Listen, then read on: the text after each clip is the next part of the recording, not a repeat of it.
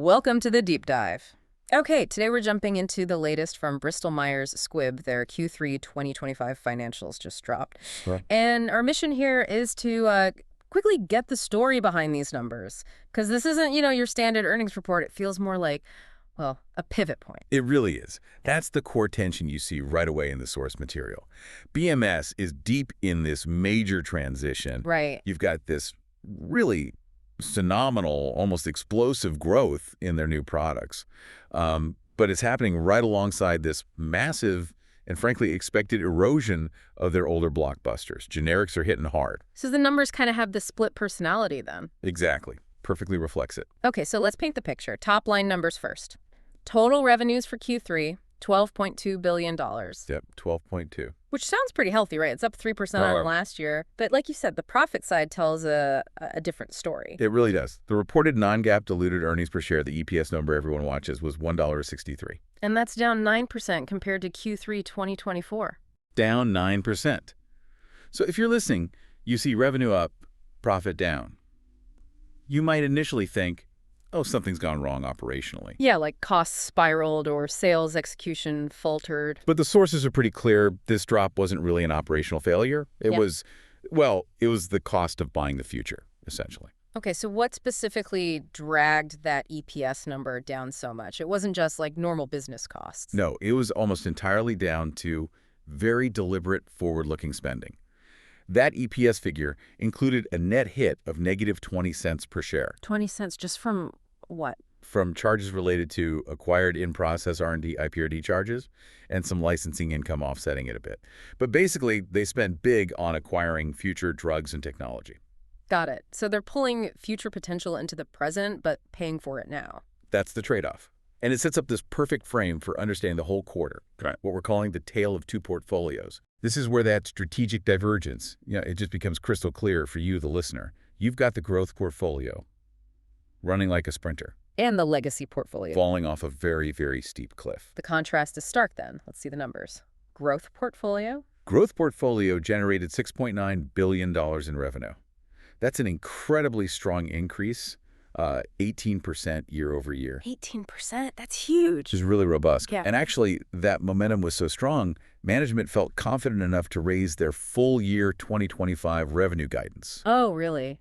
Even with the legacy headwinds? Yeah. They bumped the range up to between $47.5 billion and $48.0 billion for the full year. Wow. Raising guidance in this environment definitely signals massive confidence in those new products. It absolutely does. Yeah. But like you said, that confidence is essential because you have to look at the other side, the legacy portfolio. Right, the necessary context. How bad was it? Legacy revenues came in at $5.4 billion. That's a decrease of 12%. 12% down. Ouch. And yeah, this isn't a surprise. It's almost entirely down to that generic competition hitting their long-standing big sellers. So, okay, they're spending big on the future. Legacy stuff is declining. How are they managing the costs of just running the business day to day? Are they finding savings somewhere to fund these bets? They are, yeah. They're showing some pretty tight discipline on the operational side, specifically selling general and admin expenses, SG&A. Okay. Those decreased by a solid 10%, both GAAP and non-GAAP basis. 10% savings on SG&A, that's significant. It is, and the sources link it directly to an ongoing strategic productivity initiative. So finding internal efficiencies. Okay, so they save 10% on overhead, only to pour that and more straight back into R&D and acquisitions. That's exactly the picture. Research and development expenses actually increased by 6% overall on a GAAP basis, about 3% non-GAAP. And that increase is mainly the acquisitions. Overwhelmingly driven by the impact of recent acquisitions, yeah. Though the productivity efforts offset some of it. Yeah. But the really eye-watering number, the one that just sums up the strategy, is that acquired IPR&D charge. Right. The one that hit the EPS. How much was it again? $633 million, just in Q3. Right. $633 million just on buying future assets in one quarter. Yep. And just for context, like you said, that's a huge jump from the $262 million they spent on that in Q3 last year. Okay. What specific deals fueled that huge jump this quarter? Well, the sources highlight two main things driving that specific quarter's charge. Yeah. a big licensing deal with a company called Philichang, Okay. and a pretty significant milestone payment related to their collaboration with SystemImmune. So big checks written for pipeline access. It really hammers home that point about paying now for future growth and why the EPS dipped despite revenue growth. Precisely. It's the cost of the pivot. All right, this is where it gets really interesting for me. Let's dive into those growth portfolio drivers. Which products are actually delivering that, explosive growth that justifies all this spending and upheaval? Yeah, absolutely. The biggest star in terms of sheer growth rate is Camzyos. That's their cardiac myosin inhibitor for obstructive hypertrophic cardiomyopathy, a serious heart condition. Camzyos, okay, how did it do? Astonishingly well. Yeah. An 89% worldwide revenue increase. 89%. Wow, 89% globally. What about the U.S.? Still huge. 76% surge just in the U.S. market. I mean, that's explosive. It's easily the fastest growing major revenue stream they have right now. 90% growth. Yeah, That's just extraordinary. Suggests they're meeting a massive unmet need there. absolutely. High demand. What about their cutting edge stuff, the cell therapies? They're complex, expensive. Are they gaining traction? They are. Breyanzi, which is their main CAR T cell therapy, also had a really massive quarter, up 60% worldwide. 60% is still huge. It is. And what's quite interesting is the international growth was even faster, up 115% outside the U.S. 115. Why the faster growth internationally? It seems to be fueled by new indication launches, like they got EU approval for a type of lymphoma, follicular lymphoma, and just generally launching successfully in more countries. Okay, good momentum there too. And what about Reblozyl? That's been a solid performer for blood disorders. Still is. Reblozyl saw 37% worldwide growth, again, driven by higher demand across its approved uses in MDS and beta thalassemia. Okay. And we should also mention Krazati. That's the KRAS inhibitor they acquired more recently. It grew 58% worldwide, Right. mostly just higher demand as it gets established in their portfolio. So some really strong performances from the newer assets. But what about the bedrock? Their big immuno-oncology franchise, Opdivo and Yervoy, still holding up. Absolutely crucial. Opdivo revenues increased 7% worldwide, still a giant at $2.53 billion for the quarter. Okay, steady growth there. Yeah, driven by demand and more indication launches.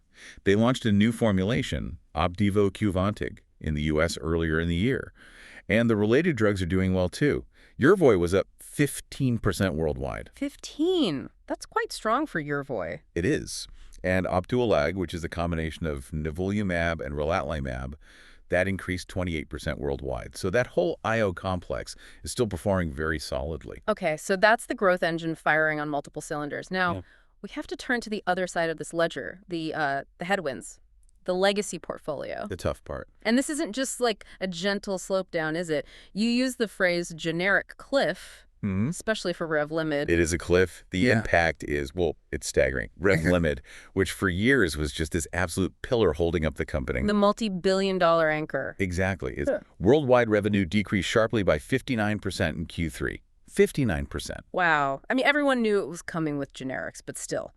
Seeing a 59% drop in one quarter for a drug that big. It fundamentally changes the structure of the company's revenue base. Hmm. And, the source notes, a related intangible asset was fully amortized late last year, so financially they've accounted for it. Mm-hmm. But the cash flow impact is real. They still expect about $3 billion globally for the full year, though. Still $3 billion. Okay, but Revlimid wasn't the only casualty here. Oh, not at all. Sprycel, another big legacy drug, also decreased 59% worldwide. 59 for Sprycel too. Yeah, generics hit the really crucial U.S. market back in September 2024, and they're already in Europe and Japan. Then you have Abraxane, another cancer drug, down 71% worldwide. 71. And Pomalyst, or Imnovid as it's known elsewhere, decreased 25% worldwide. So you look at just those four, Revlimid, Sprycel, Abraxane, Pomalyst, and you really see the scale of the patent expiry challenge they're battling. It's a huge hole to fill, but wasn't there one exception in that legacy group? One drug still growing? Ah, yes. Eliquis, the anticoagulant. It's kind of the exception that proves the rule here. How did Eliquis do? It actually showed really healthy growth. 25% worldwide revenue increase. 29% in the U.S. 25% growth for Eliquis. That's impressive. Why is it bucking the trend? Primarily higher demand, the sources say, and some changes in net selling prices. But Eliquis' success right now actually highlights a different looming threat. Which is? Macro policy risk. Huh. Specifically, government action on drug pricing. Ah, right. The Inflation Reduction Act, the IRA, that's casting a long shadow. It's the critical link here. The IRA has already set what they call a maximum fair price for Eliquis in the U.S. Medicare channel. And when does that kick in? That becomes effective January 1st, 2026. So not immediate, but it's coming. Mm. And it's not just Eliquis. Who else? Pomalyst, which we just mentioned, was down 25%, was also selected for price negotiation. So that starts a bit later, in 2027. So even the successful legacy drugs, or the ones declining less fast, are facing this government-driven revenue pressure down the line. Exactly. It adds another layer of urgency to finding new growth. Which brings us neatly back to those strategic investments. If BMS knows its legacy revenue is cratering, and even successes like Eliquis face future price caps, they have to make these huge aggressive bets. No question. So that $633 million in acquired pipeline cash this quarter, what kinds of future tech are they actually buying? Well, they're clearly placing major bets on what they see as the next generation of therapies. The absolute highlight transaction mentioned was the definitive agreement announced in October to acquire Orbital Therapeutics. Orbital Therapeutics. Okay, what's the price tag and what do they get? Price tag is $1.5 billion in cash. $1.5 billion. Wow. Yeah, it's a big one. And what it brings BMS is access to OTX-201. This is a preclinical candidate, so it's early stage, but it's an in vivo CRT cell therapy. In vivo CRPT. Okay, that sounds advanced. Why is in vivo the next big thing compared to current CRT, the ex vivo kind? It's potentially a game changer in terms of delivery and accessibility. So traditional CRT, the ex vivo stuff like Breyanzi, involves taking a patient's cells out, engineering them in a specialized lab, growing them, and then reinfusing them. Right. Very complex, very expensive. Logistics are tough. Exactly. In vivo, CRT aims to skip a lot of that. The idea is to deliver the genetic machinery directly into the patient's body to reprogram the target cells right there in vivo. So potentially much simpler, less burdensome for the patient, maybe cheaper, easier to scale. That's the promise. The sources mention reduced treatment burden and improved accessibility as key potential advantages, especially as they look towards applying it in areas like autoimmune disease, not just cancer. A $1.5 billion bet on that future tech. Makes sense strategically. What else did they spend on? That $633 million IPRD charge wasn't just Orbital. No, Orbital was announced in October, so maybe not all in the Q3 charge itself, but indicative of the strategy. Yeah. The Q3 charges we mentioned earlier, the Felicum and Systemune payments, fit the same pattern. Right, the licensing and milestone payments. Any other big alliance costs mentioned? Yes, actually, digging into the details behind those IPRD charges reveals more huge bets. They made a massive $1.5 billion upfront payment to BioNTech. Another $1.5 billion? For what? For co-development and co-commercialization rights to something called pumitamig. It's a bispecific antibody targeting PD-L1 and VEGF-A. Very hot area, bispecifics. Okay, so BioNTech, Systemune, these are big bispecific plays, and the Fillichem deal. That was $350 million upfront for global exclusive rights to something called OncoACP3. This one's different. It's a radiopharmaceutical therapeutic and diagnostic agent targeting prostate cancer. Radiopharmaceuticals, another cutting-edge area. Exactly. So if you look at Orbital in vivo CRT, BioNTech bispecifics, Systemune bispecific ADCs, and Fillichem radiopharmaceuticals, they are spending very big dollars to get into these next-gen modalities. A clear pattern of investment. Okay, speaking of the science paying off, were there any recent pipeline wins or positive clinical data readouts that sort of validate these big R&D pushes? Yeah, there were a few encouraging updates mentioned. For Sotyktu, which is their oral TYK2 inhibitor, already approved for psoriasis. Right. They presented 52-week data from a phase 3 trial in psoriatic arthritis, showing it improved and maintained clinical responses in those patients too. So potential label expansion. Good news for Sotyktu. What else? In multiple myeloma, they had a phase 3 study called Excalibur-RMM looking at iberdomide. It apparently showed a statistically significant improvement in MRD negativity rates. That's minimal residual disease in patients with relapsed or refractory disease. MRD negativity is a key endpoint there. Oh, promising. It is. And finally, that Systemune bispecific antibody-drug conjugate we mentioned, Isobren. Yeah. The FDA granted it breakthrough therapy designation. Oh, that's significant. For which indication? For locally advanced or metastatic non-small cell lung cancer with specific EGFR mutations, specifically after patients have failed standard TKI and platinum chemo. So it potentially fast-tracks its development and review for a high unmet need population. Okay, so positive signals from the pipeline across different areas. Let's quickly pivot back to that macro landscape one last time, the policy environment. We mentioned the IRA price threat. What about the legal challenges against it? Any updates? Yeah, on the challenging side, it wasn't great news for BMS recently. The Third Circuit Court of Appeals affirmed a lower court's decision against BMS in their lawsuit challenging the IRA's price-setting mechanism. That was back in September. So the legal avenue to block those price negotiations seems less likely. It certainly seems tougher. It confirms that the regulatory pressure is real, and those pricing changes for drugs like Aliquis are likely moving forward. Okay. But wasn't there also some positive legislative news that actually helps companies like BMS with all this R&D spending? Yes, there was. A bit of relief came with the enactment of the OBBBA, the One Big Beautiful Bill Act, back in July 2025. Right. What did that do? It provided some welcome financial certainty around R&D expenses.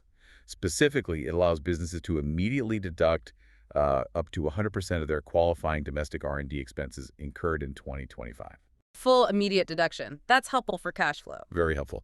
And it also lets them accelerate deductions for some deferred expenses from 2022 to 2024. So it provides immediate tax and cash flow benefits that directly support the kind of massive acquisition and R&D strategy we've been talking about. Okay, so let's try and wrap this up. Putting the two portfolios, the spending, the policy impacts all together.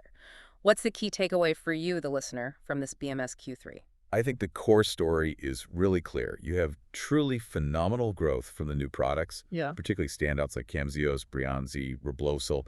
That's driving raised revenue guidance, which is impressive. Right.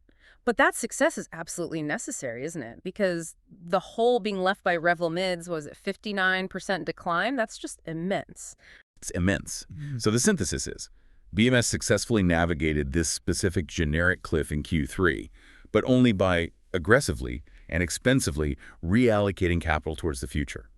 Their entire strategy hinges on these large-scale acquisitions and alliances, like that $1.5 billion for Orbital, the $1.5 billion BioNTech payment, paying big today for uncertain revenue tomorrow. Yeah, that really sets up our final provocative thought for you to mull over. This quarter vividly illustrates this fundamental, almost existential challenge facing basically every major pharmaceutical company right now.